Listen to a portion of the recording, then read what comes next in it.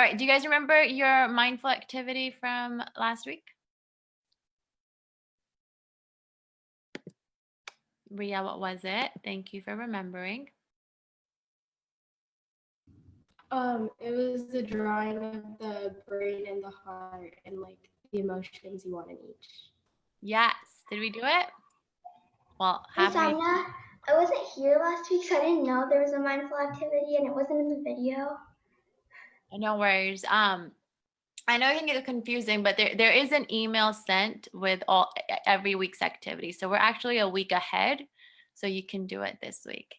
Does anyone want to share what they drew or wrote? Seema.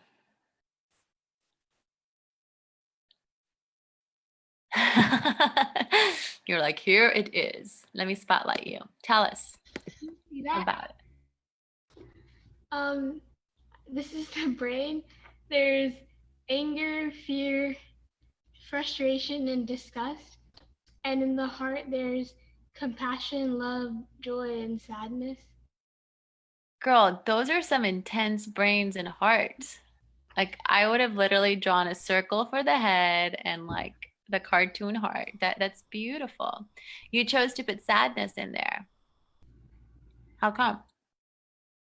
Because I feel like sadness is kind of like inherent in human beings, whereas like frustration may not be. You know what? I like that. I like the sound of that. And I like the comfort there is with sadness because there's no anger around sadness. Sadness is just sadness, right? Now, if it's shame or if it's guilt or if it's embarrassment, I would argue those all live in the brain. Those are our thoughts creating those feelings. But just in it, you know, like pure sadness, that might be very much a part of us. Beautiful drawing. Thank you for sharing. Arna? Okay, so mine is not even half as good as Seema's, but it's I did like a squirrely thing for the brain, I guess. So I put determination, doubt, courage, anger, and foolishness in my brain, and then pity, hope, compassion, and wisdom in my heart. What else? Pity? Yeah, pity, hope, compassion, and wisdom. Nice. What's pity? So I guess people get confused between pity and compassion. At least that's what I think. When you see pity, you feel bad for somebody because you feel like they're that if you were in their position, you could have done better. Like you could have been happier in their position. So pity is something you feel like naturally, and it's different from compassion, I think. So interesting. I have to think about that. Very nice drawing. Thank you for sharing that, Arna. Anyone else? No? Sahana, share away. I have a circle and a cartoon heart, but I did this. And in the brain, I put sadness, anger, hate, disgust, fear, and negative feelings. And in the heart, I put love, happiness, also sadness, and joy. Because I feel like sadness goes in both. You can generate your sadness on your own, or you can just have like a natural sadness that develops naturally. That's why I put it in both. I feel like that's the one that goes in both. You guys really thought about this. I love it. Did creating for those of you who created these drawings, did that help you in any way this past week or today or just at all when you think about your feelings categorized in such ways? Has that helped you at all? Sahana? I feel like by thinking about it and writing it down, it made me realize that a lot of the feelings that I feel are created by my mind. Like if I can prevent it if I want to, but I'm just creating it on my own. It's not like happening like itself. Yes.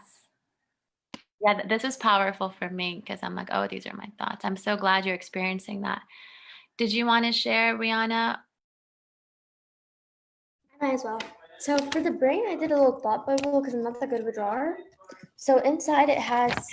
Everyone's proceeding Seema's like scientific drawing over there. I love it. Anger, fear, anxiety, doubt, and stress. Yes. And in the heart, it's just like a little like cartoon one. There's kindness, empathy, compassion, sadness, love, and hopeful. Oh, I love it. You came up with so many. Did this help you, Rihanna? I guess. So as you feel those feelings, maybe you can be like, oh, is this coming from my brain? Oh, I'm choosing certain thoughts. What other thoughts can I choose instead to connect to the feelings that are in my heart? Ria. Okay, so yeah. There's a little bubble for the brain and a heart for the heart. And I have anger, sadness, stress, and hate. And for the heart, I have love, happiness, and empathy or sympathy. And basically, I just feel like the heart represents our more of our positive emotions, whereas our brain generates our negative emotions.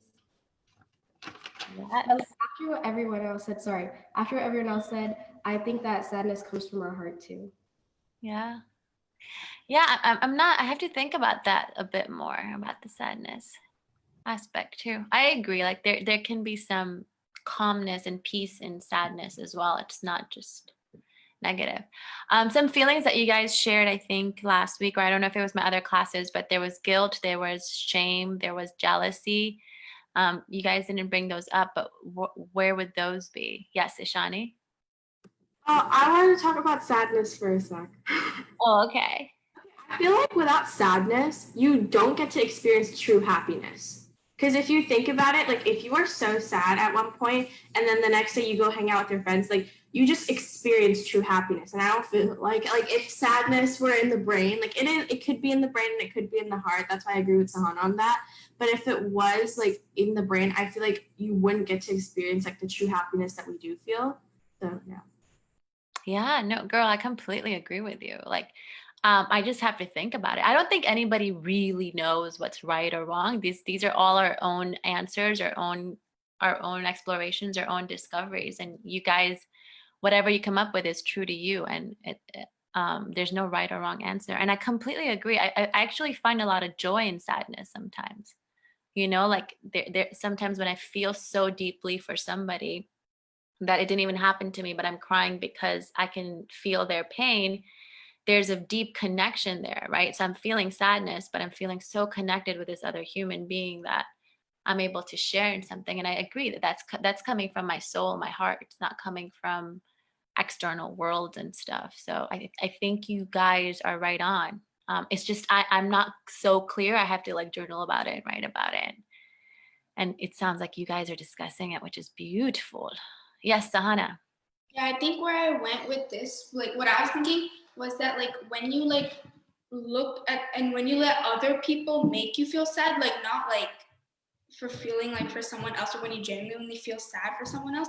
I feel like when like someone like, for example, bullies you and you choose to feel sad about it, that's like not from your heart, that's coming from your brain to keep on feeling sad. Whereas if like someone's going through something, you can genuinely feel sad for them from your heart.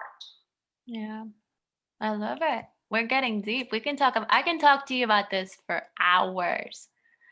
I love this. I love that you guys are going there and thinking about this. Thank you so much for sharing this with me. For the girls who didn't create your drawings, if you can please and share it next week. We're actually a week ahead with our mindful activities. And for those of you who did create those drawings, I would challenge you to put them up somewhere where you could see it, maybe by your bathroom mirror where you brush your teeth every day, or by your bedtime, by your bedside table. Because during this time, I feel like we're going through lots of feelings, and it's such a great visual reminder to be like, oh, this feeling is coming from my thoughts. Let me choose my thoughts. Let me be aware of my thoughts. Oh, this is coming from my heart. Oh, I'm connected there. Until that picture is so ingrained in your head that you don't need it anymore. And then remove it, right? But visual reminders can be really, really good for you. They can like work in your subconscious and help you through your complicated emotions. I don't know about you. I have lots of roller coaster feelings during this time. So I hope this guides you and serves you and helps you. Thank you for your incredible dancing. You guys inspire me. Have a wonderful and safe Halloween. I'll see you next week. Mwah. Bye. Bye. Thank you. You're welcome. Hi, Suhani. Hi, Shivani. Shivani, we missed you last week. I'm going to end the live session. We're starting a new